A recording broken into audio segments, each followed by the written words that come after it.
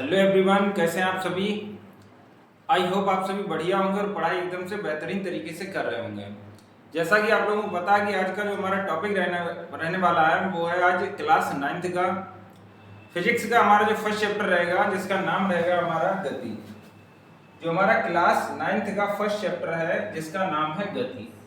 तो आज हम गति के बारे में पढ़ेंगे मेरे भाई। किसके बारे में पढ़ेंगे हम? गति के बारे में पढ़ेंगे, ठीक है, मोशन के बारे में। तो गति के बारे में जब हम पढ़ेंगे तो इसके पहले जो बेसिक चीजें हैं जो 9th क्लास से हमारा हमें मालूम है, पहले तो हम एक साथ में पढ़ते थे, 8 तक तो सब एक साथ में था। यहाँ से हमारा थोड़ा अलग हो जाएगा, समझ में आया। फिजिक्स वाले चैप्टर अलग है, केमिस्ट्री वाले अलग हैं, बायो वाले अलग हैं। तो जब भी हम फिजिक्स का टॉपिक स्टार्ट करेंगे तो इसमें सबसे पहली जो बेसिक चीजें हैं फिजिक्स में, वो बेसिक चीज बताओ मैं। सबसे पहली जो बेसिक चीज है फिजिक्स की वो है भौतिक राशि। हमारा जो फिजिक्स से स्टार्ट होगा वो स्टार्ट होगा यहाँ से भौतिक राशियों से। कहाँ से स्टार्ट होगा? भौतिक राशियों से। सबसे पहली तो चीज हमें इस वाले में ये पता हो कि भौतिक राशियां क्या है। देखो इधर, भौतिक राशियां क्या है। भौतिक राशियां वे राशियां होती हैं जिन चीजों का हम मापन कर सकते हैं। जितनी भी चीजें हैं जिसका हम मापन कर सकते हैं उन सभी चीजों को क्या बोला जाएगा? भौतिक राशियां। जैसे लंबाई को हम माप सकते हैं, द्रव्यमान को माप सकते हैं, समय का मापन कर सकते हैं, क्षेत्रफल का मापन कर सकते हैं, वैद्युत धारा माप सकते हैं, आयतन माप सकते हैं, घनत्व माप सकते हैं। तो जितनी भी चीजें हैं जिसका हम क्या कर सकते हैं? मापन कर सकते हैं, उन्हें क्या बोला जाएगा? भौतिक राशियां। समझ में आया भौतिक राशियां क्या है? जिसका हम क्या कर सकते हैं? मापन कर सकते हैं, उन्हें बोला जाता है भौतिक राशि। तो यही चीज इनकी परिभाषा भी लिख देंगे, वे राशियां जिनका हम मापन कर सकते हैं, वे राशियां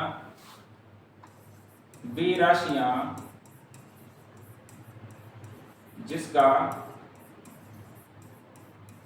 वे राशियां जिनका मापन किया जा सकता है, मापन किया जा सकता है,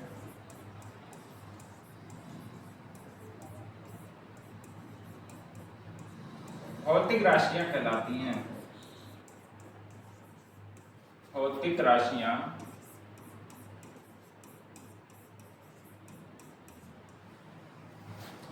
कहलाती हैं।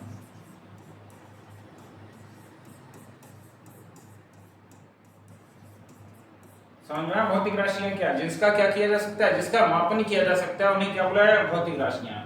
भौतिक राशियां होती हैं दो प्रकार की, तो ये लिख देंगे भौतिक राशियां निम्न दो प्रकार की होती हैं। अगर हमसे बोला जाए कि भौतिक राशियां कितने प्रकार की होती हैं, तो भौतिक राशियां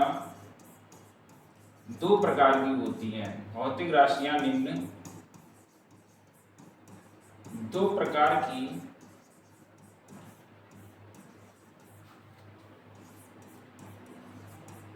होती हैं। कौन कौन सी होती हैं वो देखना है कि भौतिक राशियां दो प्रकार की होती हैं, वो कौन कौन सी होती है। नंबर 1 होता है मूल राशियां, मूल राशियां, और दूसरे नंबर पर होता है व्युत्पन्न राशियां।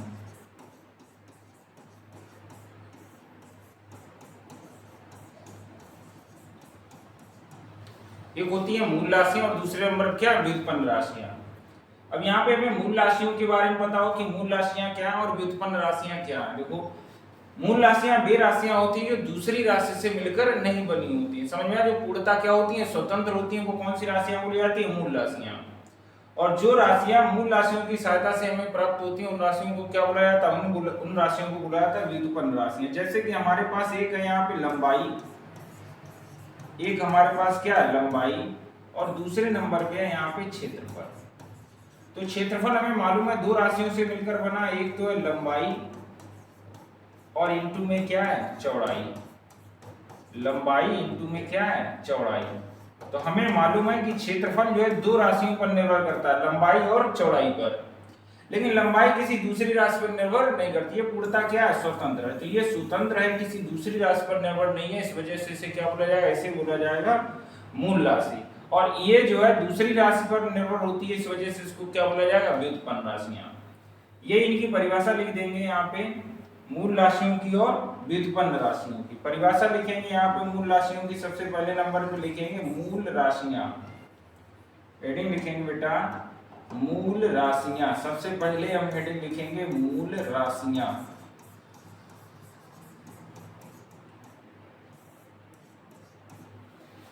मूल राशियां तो लिखेंगे यहाँ पे वे राशियां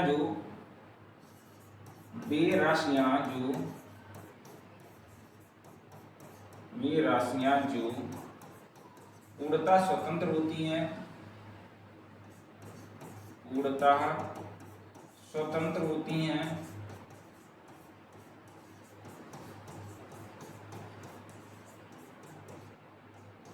और पूर्णतः कैसी होती हैं, स्वतंत्र होती हैं और अन्य राशियों पर निर्भर नहीं होती हैं, अन्य राशियों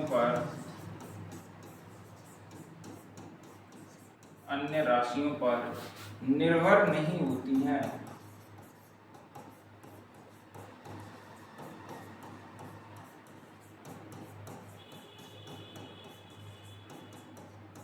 मूल राशियां कहलाती हैं।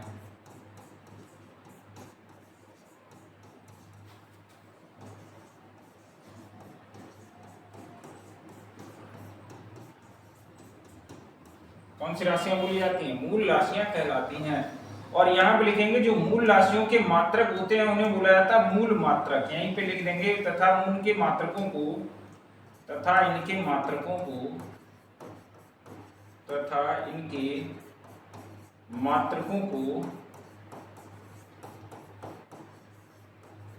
मूल मात्रक कहते हैं।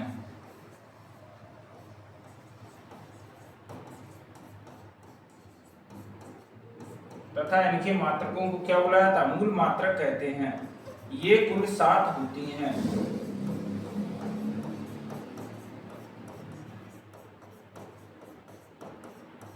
अगर हमसे बोला जाए कि मूल राशियां कितनी है, तो मूल राशियां टोटल कितनी है, मूल राशियां टोटल होती हैं 7।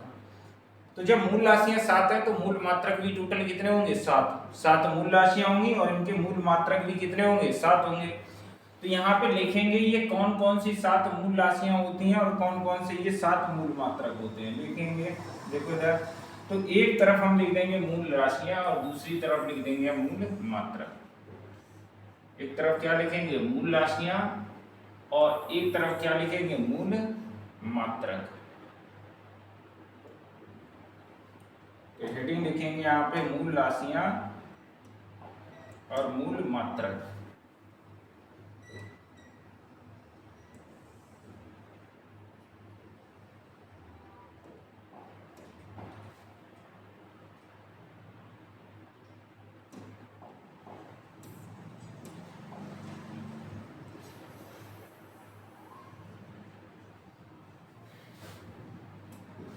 इधर लिखेंगे मूल राशियां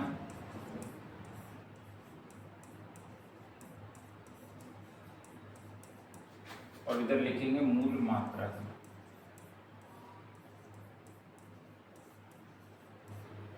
ठीक, एक और इसका कॉलम बना देंगे प्रतीक चिन्ह। इन्हें प्रदर्शित किससे करते हैं, वो वाला कॉलम एक और बना देंगे यहाँ पे,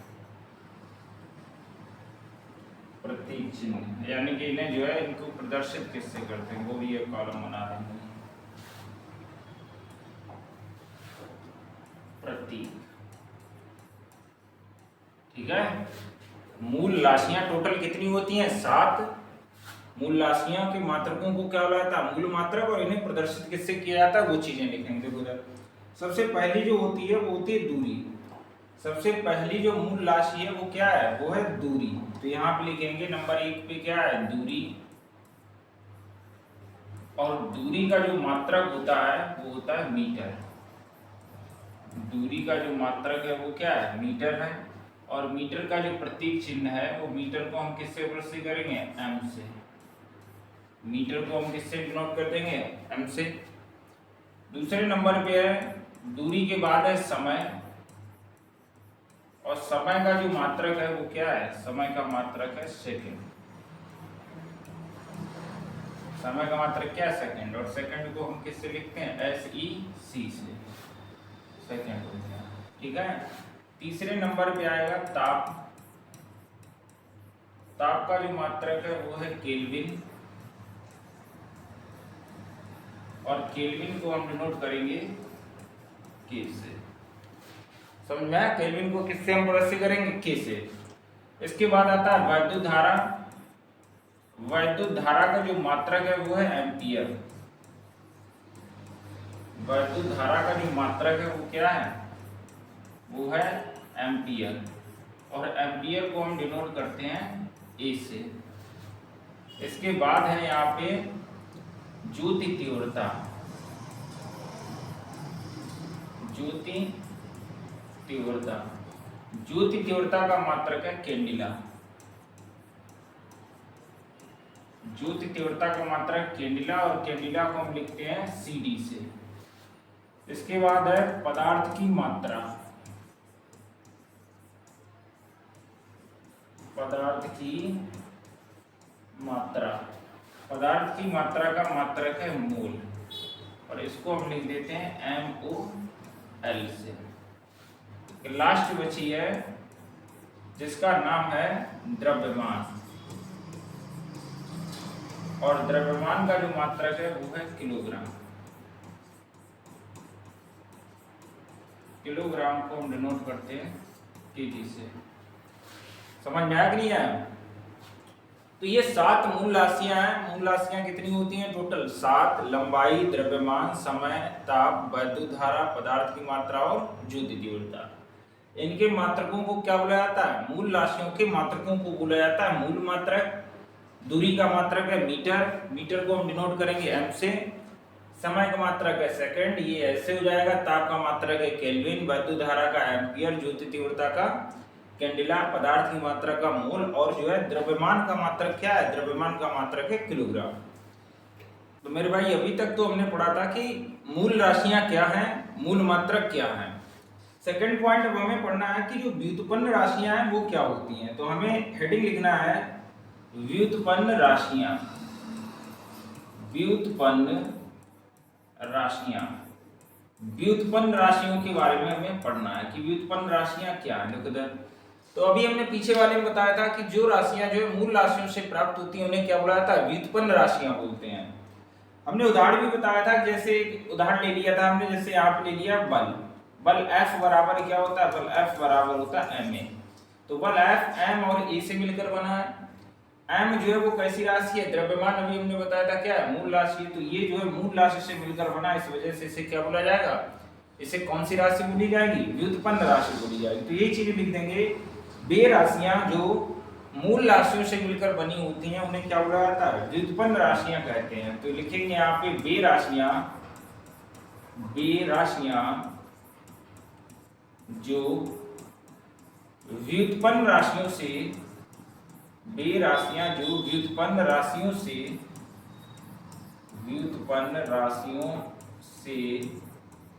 मिलकर बनी होती हैं। व्युत्पन्न राशियों से मिलकर बनी होती हैं।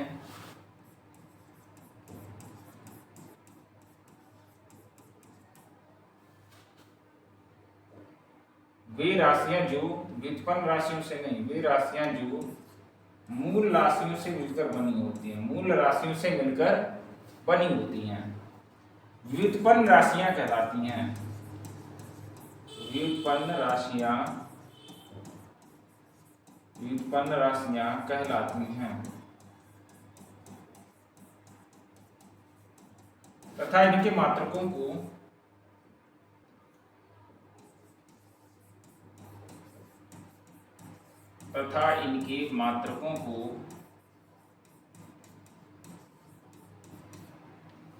व्युत्पन्न मात्रक कहते हैं।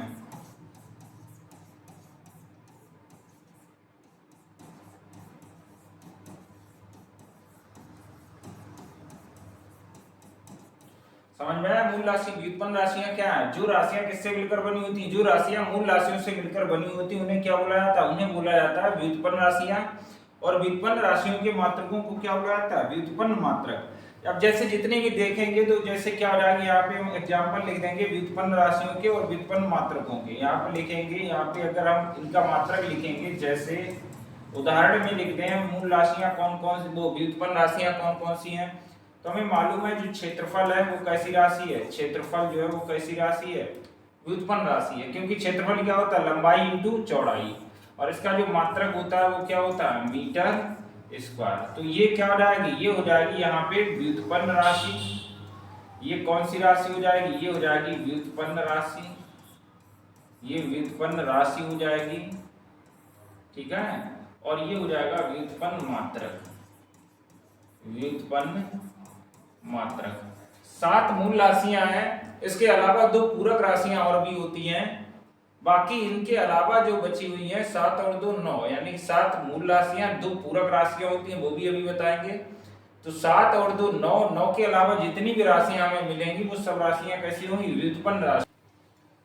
अब तीसरे पॉइंट पे अभी हमें पढ़ना है कि पूरक राशियां क्या हैं। पहले नंबर पे हमने क्या पढ़ा था, मूल राशियां क्या हैं, फिर हम पढ़े थे कि व्युत्पन्न राशियां क्या हैं, थर्ड नंबर पे क्या पढ़ेंगे, पूरक राशियां क्या हैं। तो हेडिंग हमें लिखना है पूरक राशियां। इन्हें पूरक राशियां भी बोलते हैं, या इन्हें हम बोल देते हैं पूरक मूल राशियां। पूरक राशियां बोल देंगे या क्या बोल देंगे, पूरक मूल राशियां। तो जो राशियां ना तो मूल राशियां होती हैं, ना तो व्युत्पन्न राशि होती है, ना मूल राशि होती है, ना व्युत्पन्न राशि होती है, उन्हें अलग श्रेणी में रखा गया है, जिन्हें बोला था पूरक राशियां, या उन्हें बुलाया था पूरक मूल राशियां। ये 2 होती हैं, एक होता है कोण और एक होता है घन कोण। इनके मात्रकों को बोला जाता है पूरक मात्रक या पूरक मूल मात्रक। पूरक मूल राशियां, पूरक मूल मात्रक, या पूरक राशियां, पूरक मात्रक। तो ये चीज इनकी परिभाषा में लिख देंगे, वे राशियां जो ना तो मूल राशियां होती हैं और ना व्युत्पन्न राशियां होती हैं। तो यहां पे लिखेंगे वे राशियां जो,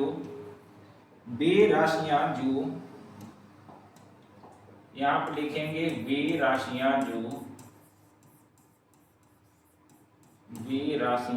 जो ना तो मूल राशियां होती हैं, ना तो मूल राशियां होती हैं,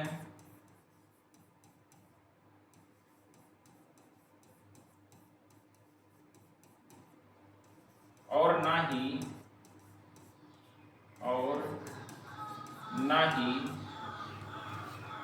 व्युत्पन्न राशियां होती हैं। ना ही मूल राशियां होती हैं और ना ही व्युत्पन्न राशियां होती हैं।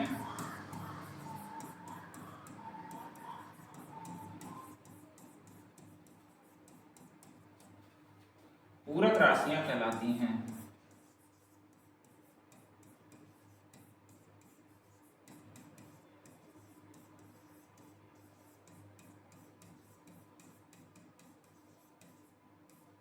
तथा इनके मात्रकों को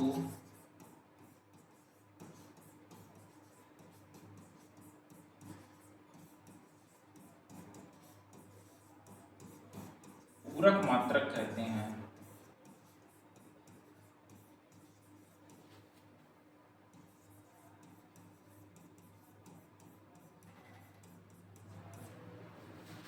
ये 2 होती हैं, ये निम्न 2 होती हैं,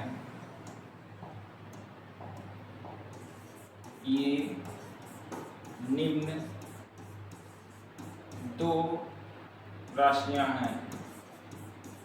ये सिर्फ कितनी राशियां हैं, पूरक राशियां सिर्फ 2 हैं। एक है कोण और एक है घन कोण। ये सिर्फ 2 ही होती हैं। एक कौन सी है, एक है कोण और एक क्या, घन कोण। ये याद रखना है, तीसरा पॉइंट है। एक है कोण और एक क्या, घन कोण। इनका जो है मात्रक भी याद रखना है। कोण का जो मात्रक होता है वो होता है रेडियन, और घन कोण का जो मात्रक होता है वो होता है स्टेरेडियन। स्टेरेडियन ये याद रखना है। इसका जो मात्रक होता है वो क्या होता है, कोण का जो मात्रक है वो क्या है, रेडियन है, और घन कोण का मात्रक क्या है, स्टेरेडियन है।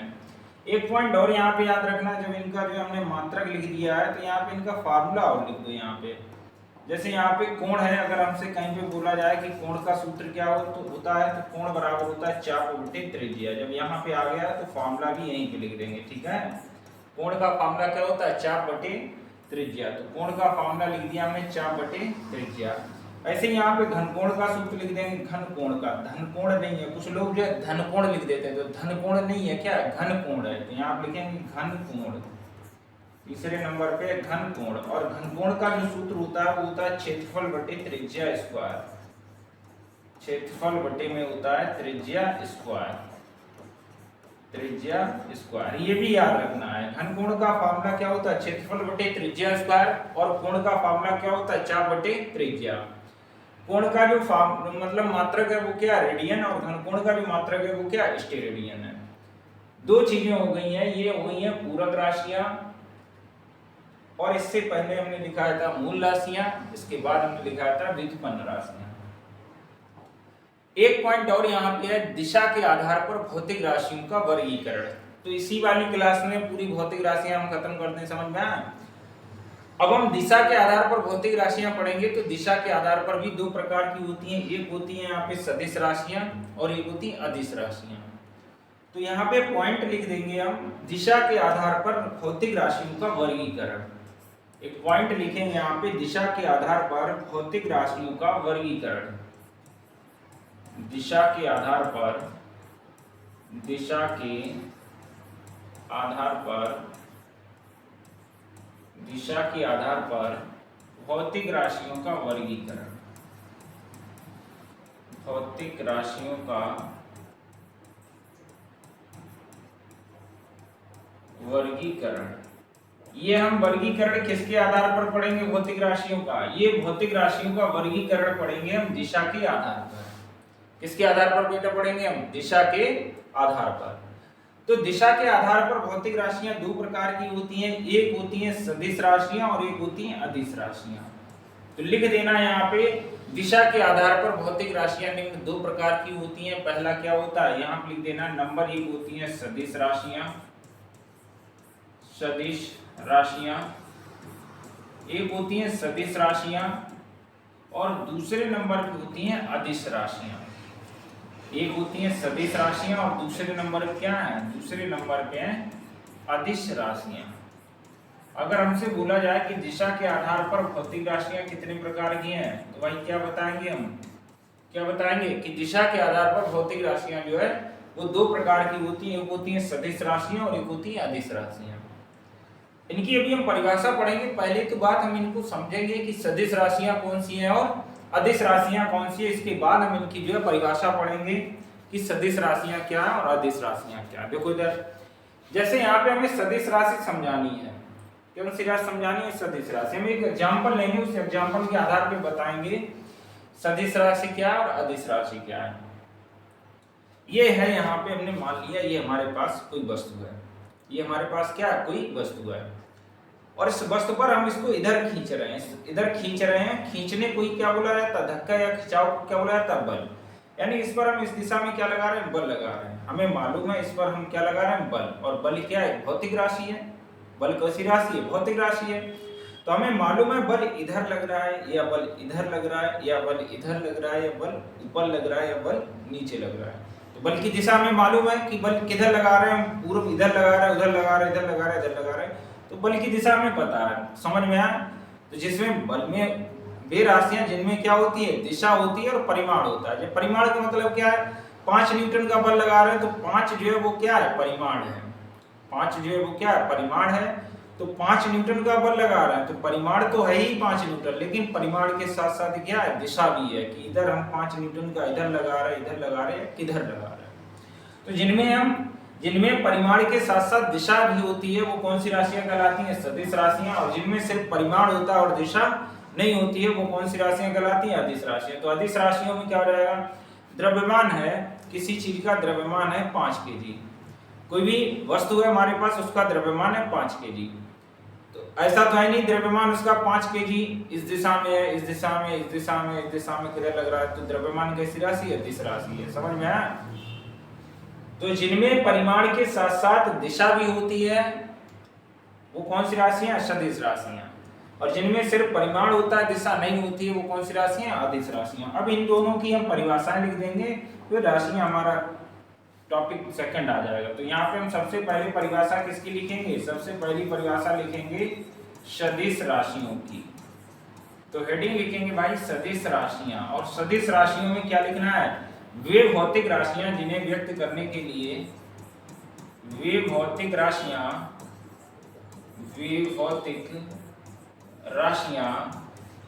जिन्हें व्यक्त करने के लिए, जिन्हें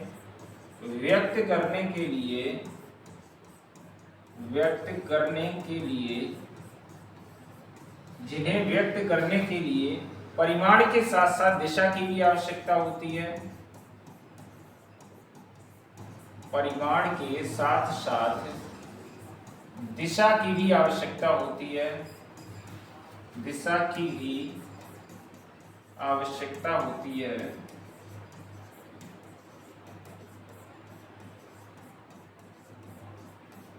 आवश्यकता होती है सदिश राशियां कहलाती हैं।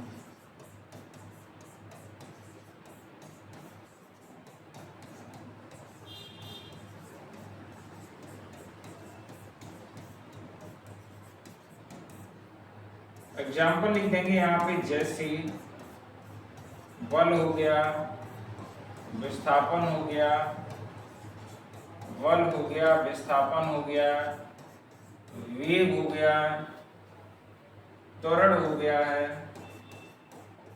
आदि। ये सब कैसी राशियां? सदिश राशियां। दूसरे नंबर पे लिखेंगे अदिश राशियां। दूसरे नंबर पे क्या लिखेंगे? अदिश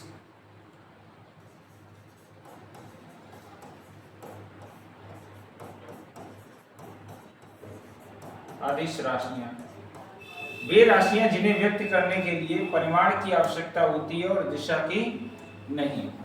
वे भौतिक राशियां जिन्हें व्यक्त करने के लिए परिमाण की आवश्यकता होती है और दिशा की नहीं, वो अदिश राशियां कहलाती हैं। लिख देंगे यहाँ पे, वे भौतिक राशियां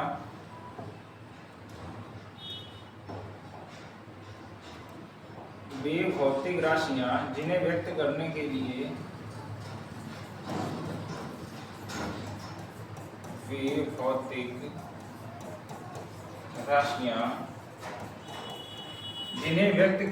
लिए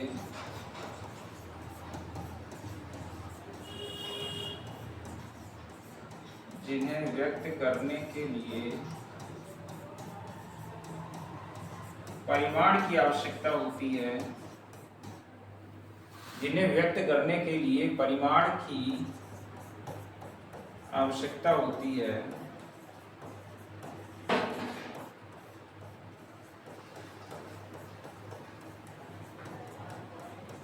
दिशा की नहीं।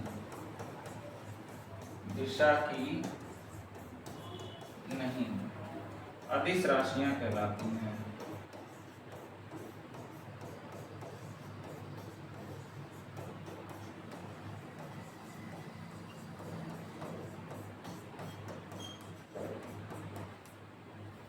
लिख देंगे यहाँ पे, जैसे द्रव्यमान, चाल, दूरी आदि। ठीक है, आज यहीं तक रखेंगे, बाकी का रखेंगे कल।